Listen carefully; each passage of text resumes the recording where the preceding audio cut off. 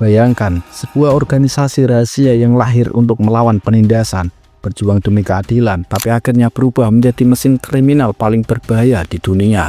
Inilah kisah Triad, sindikat kejahatan yang menguasai narkoba, perdagangan manusia, hingga penipuan digital dari balik layar. Awalnya, mereka adalah pejuang. Di akhir abad ke-17, sekelompok petani dan buruh miskin di Tiongkok bersatu melawan kekejaman dinasti Qing. Mereka menyebut diri Tian Di Hui atau Hongmen, bersumpah untuk menggulingkan Qing dan mengembalikan Ming dengan simbol segitiga suci, langit, bumi, dan manusia. Ritual darah, sumpah setia, dan jaringan rahasia menjadi senjata mereka. Tapi ketika tujuan perjuangan hilang, segalanya berubah. Tanpa musuh bersama, organisasi ini terpecah, kehilangan arah, dan akhirnya tenggelam dalam dunia kriminal. Pemerasan, perjudian gelap, dan perdagangan opium menjadi bisnis harian mereka. Dari Shanghai hingga Hong Kong, mantan pejuang berubah menjadi preman jalanan, mengendalikan pelabuhan, kasino, dan pasar gelap. Di era modern, Triad bahkan tidak lagi sekedar geng lokal. Mereka menjelma menjadi kartel kejahatan global, menguasai perdagangan narkoba sintetis, penipuan online, hingga perdagangan manusia. Mereka menyusup ke dunia digital, memanipulasi pasar kripto, meretas data, dan menipu korban lewat pesan WhatsApp. Bagaimana sebuah kelompok yang awalnya dibangun untuk melindungi rakyat bisa berubah menjadi mafia paling ditakuti di dunia? Apa yang membuat mereka begitu sulit dihancurkan? Inilah cerita lengkap geng Triad, dari ritual darah di kuil-kuil gelap hingga operasi kejahatan bernilai triliunan di dark web. Sebuah transformasi gelap yang mengubah perjuangan kemerdekaan menjadi raja dunia bawah. Untuk itu, mari kita selami akar Triad lebih dalam.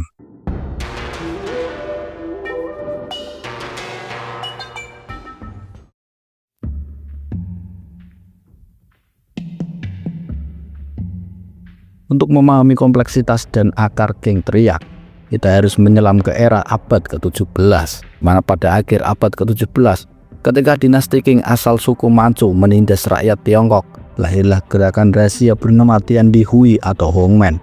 Mereka adalah petani miskin, pedagang kecil, dan buruh pelabuhan di selatan Tiongkok, terutama Fujian dan Guangdong, yang bangkit melawan kesewenang-wenangan penguasa. Terinspirasi legenda 5 biksu Shaolin yang selamat dari pembantaian, mereka bersumpah suci, gulingkan Qing dan kembalikan Ming. Simbol segitiga menjadi lambang perjuangan mereka. Langit di atas, bumi di bawah, dan manusia di tengah, melambangkan kesatuan semesta melawan penindasan. Dalam ritual misterius di ruang remang-remang, calon anggota harus minum anggur bercampur darah hewan sambil membakar kertas berisi 36 sumpah kesetiaan. Mereka membangun jaringan bawah tanah yang menjadi pelindung warga dari pemerasan pejabat korup, menyelesaikan sengketa secara adil ketika pengadilan tak berpihak pada rakyat kecil. Memasuki abad ke-19, Tian Di Hui berubah menjadi pasukan pemberontak sejati. Mereka memimpin perlawanan berdarah di Shanghai dan Xiamen, menyusup ke jantung pasukan pemberontak Taiping, bahkan menjadi tulang punggung revolusi 1911 yang akhirnya meruntuhkan dinasti Qing.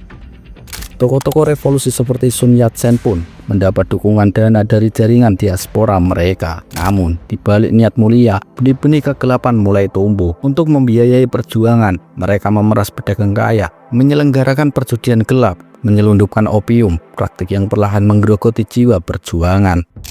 Runtuhnya dinasti Qing tahun 1911 justru menjadi malapetaka bagi Tian Di Hui. Dengan musuh bersama yang telah tumbang, organisasi kehilangan jiwa perjuangannya. Bagaikan kapal tanpa nahkoda, perkumpulan besar ini terpecah-pecah menjadi ratusan kelompok kecil yang kehilangan arah.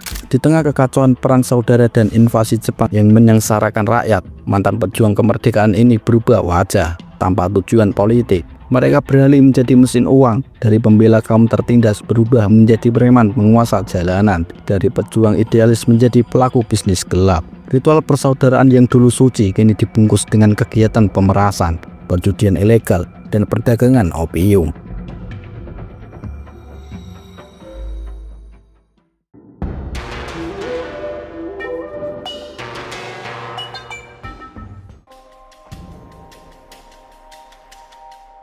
Runtuhnya dinasti Qing pada 1911 justru menjadi masalah besar bagi perkumpulan rahasia Tiongkok.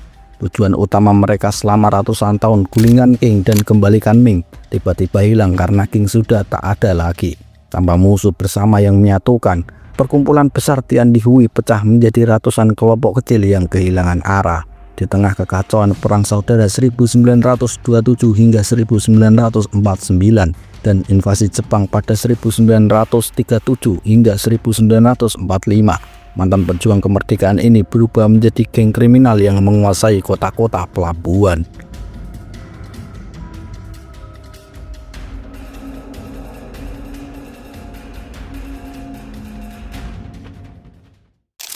Shanghai menjadi contoh nyata perubahan ini. Bu Yueseng, bos geng terkenal Green Gang, menguasai hampir semua perdagangan opium gelap di kota itu. Dia bahkan bekerja sama dengan penguasa nasionalis pimpinan Chiang Kai-shek, yang menunjukkan bahwa geng kriminal dan penguasa politik bisa saling memanfaatkan. Di Hong Kong yang dikuasai Inggris, kelompok besar seperti WO Group terpecah-pecah menjadi geng-geng kecil. Contohnya WO Hop To dan Wo Sing Wo yang saling berebutan wilayah kumuh seperti Wang Cai dan Kowloon. Kekacauan saat itu menjadi lahan subur bagi mereka untuk melakukan kejahatan, di mana imigran miskin dari Tiongkok jadi sasaran pemerasan uang perlindungan. Toko dan warung dipaksa bayar uang ke geng agar tidak diganggu.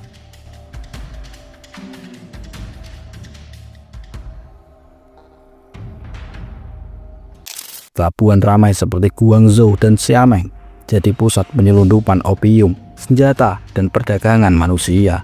Ritual persaudaraan yang dulu sakral kini dipakai untuk menutupi kejahatan seperti merampok kereta api, membaca kapal, bahkan membunuh pesaing bisnis. Saat Jepang menduduki Tiongkok, batas antara pemberontakan dan kejahatan semakin tidak terlihat. Geng seperti 14K yang awalnya dibentuk untuk melawan Jepang, beralih bertahan dengan bisnis judi gelap dan pelaku. Di Shanghai, Green Gang malah bekerja sama dengan tentara Jepang demi menguasai pasar opium. Prinsip bertahan hidup sepenuhnya menggantikan cita-cita mulia dari pelindung rakyat berubah menjadi penjahat. Pada puncaknya, pemerintah Inggris di Hong Kong tahun 1930-an memberi nama resmi untuk fenomena ini sebagai triad atau Sheng He Hui. Istilah ini mengubah simbol suci, langit, bumi, manusia menjadi cap untuk sindikat kriminal modern Tiongkok yang siap menyebar ke seluruh dunia. Meski tujuannya berubah, sistem organisasi dan ritual triad justru makin kuat.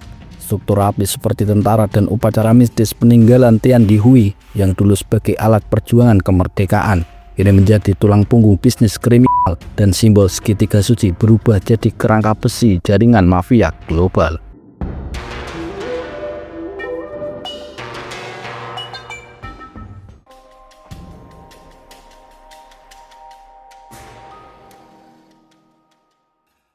Meski bergerak di dunia kriminal, triad mempertahankan warisan organisasi rahasia yang membedakannya dari geng biasa.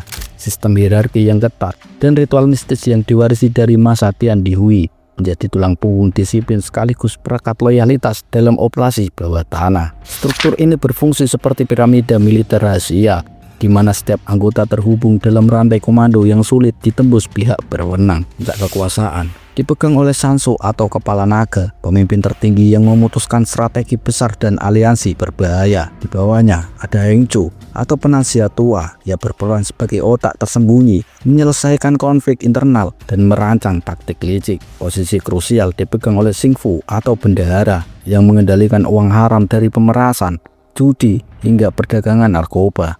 Sementara Hung Quan atau pemimpin petarung memerintah pasukan algojo dan eksekutor lapangan. Anggota inti bernama Chow Hai, pembuat rumput atau Lanlo bunga anggrek, bertugas merekrut anggota baru dan mengawasi wilayah operasi. Di lapisan terbawah, Majai atau kuda kecil berperan sebagai tukang pukul dan mata-mata jalanan. Sedangkan Silo atau calon anggota harus melalui ujian berdarah sebelum diterima.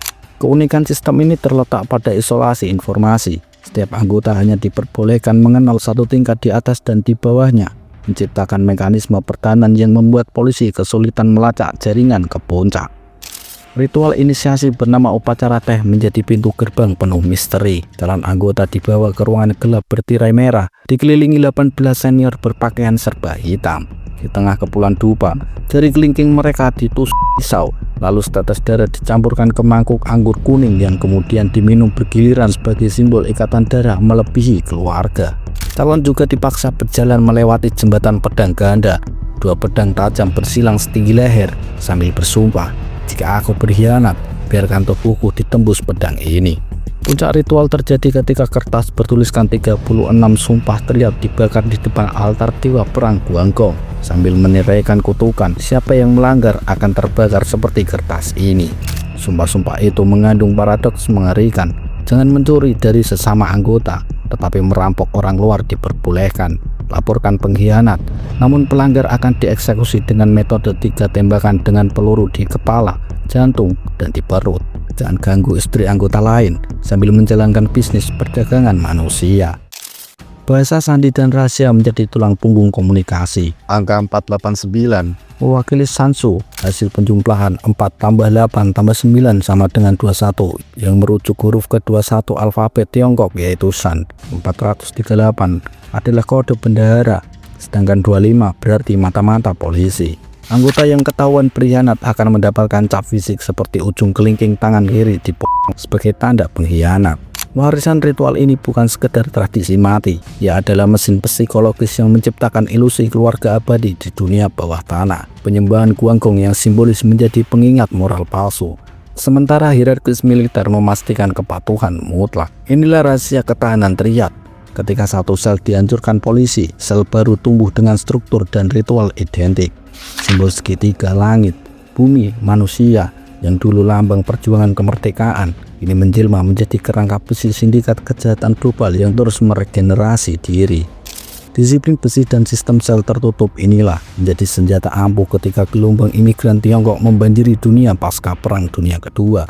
Itulah persaudaraan berdarah yang diwarisi dari abad ke-17 itu membuka jalan bagi triad membangun kerajaan kriminal dari pelabuhan Hong Kong hingga jalanan di London.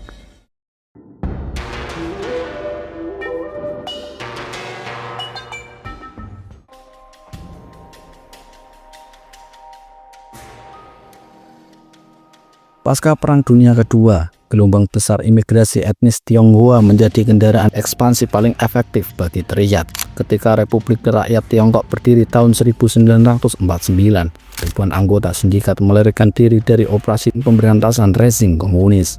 Hong Kong yang saat itu masih di bawah kekuasaan Inggris menjadi tempat perlindungan utama, menjelma menjadi ibu kota baru kejahatan terorganisir Asia. Kerusuhan anti-kolonial 1967 di Hong Kong mempercepat diaspora ini. Mereka menyebarkan jaringan triad seperti virus ke komunitas Tionghoa perantauan di seluruh penjuru dunia.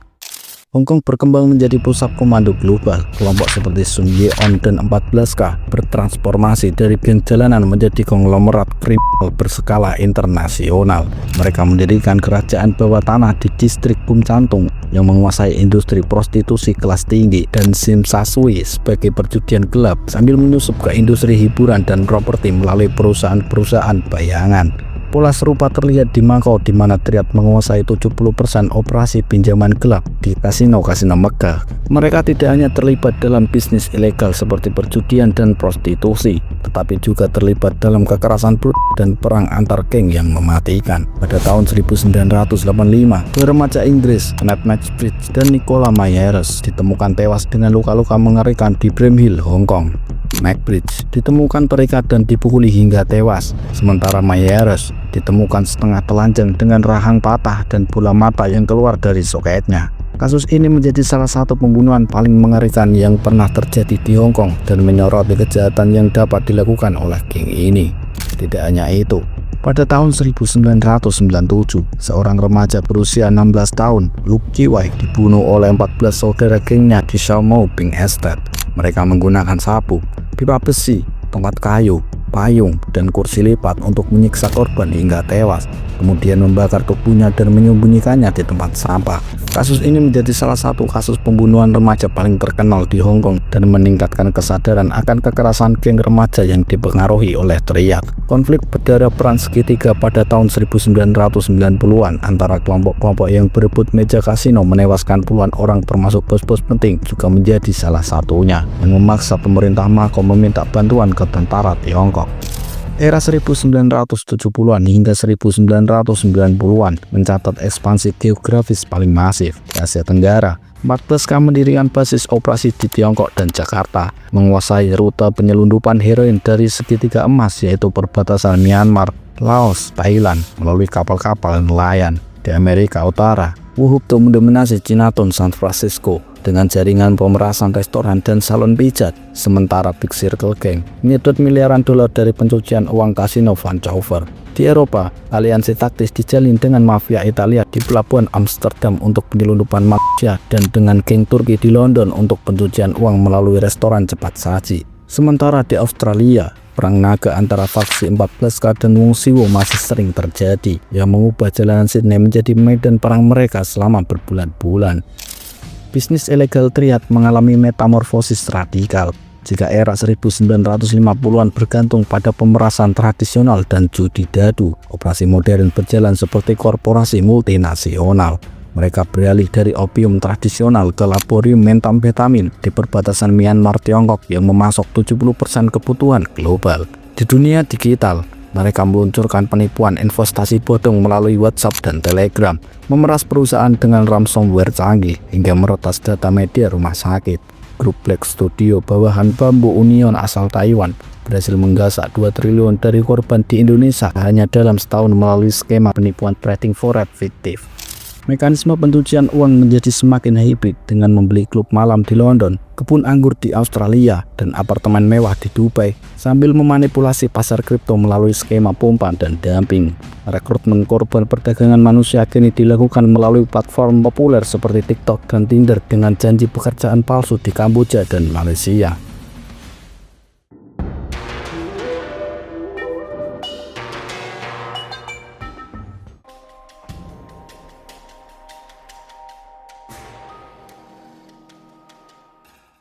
Beberapa faksi utama dalam jaringan ini memiliki sejarah dan karakteristik unik yang membedakan mereka satu sama lain.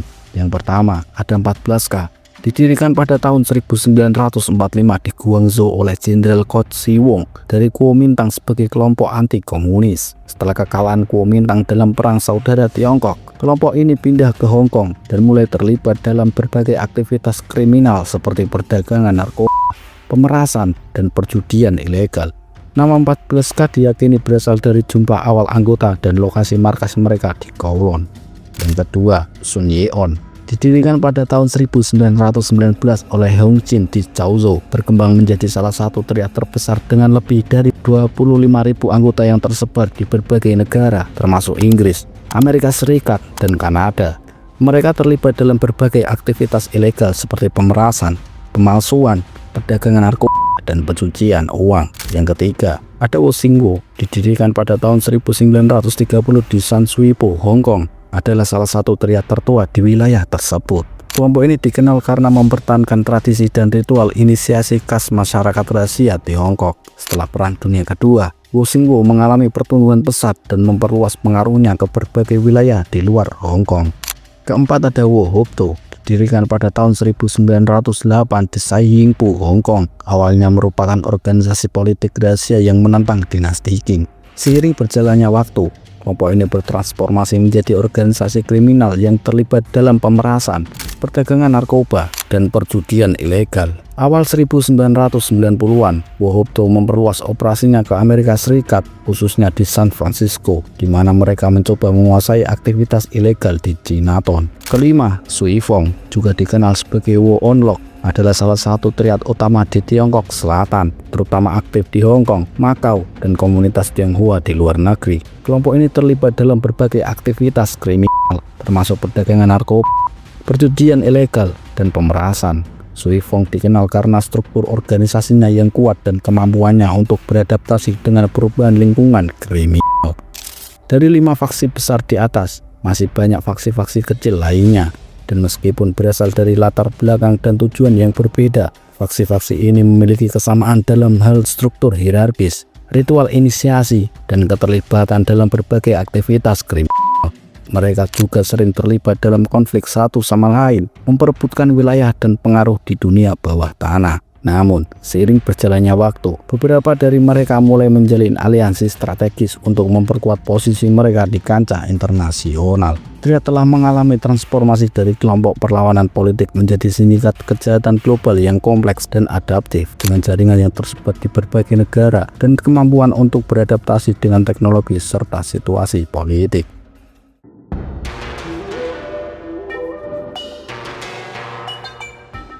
Memasuki milenium baru, Triad melakukan transformasi paling radikal dalam sejarah panjangnya, meninggalkan jejak tradisional dan menyelami dunia kejahatan digital dengan kecepatan yang mengalahkan penegak hukum. Globalisasi dan revolusi teknologi membuka lahan kriminal baru yang lebih menguntungkan, lebih sulit dilacak, dan lebih brutal dalam metode eksploitasi.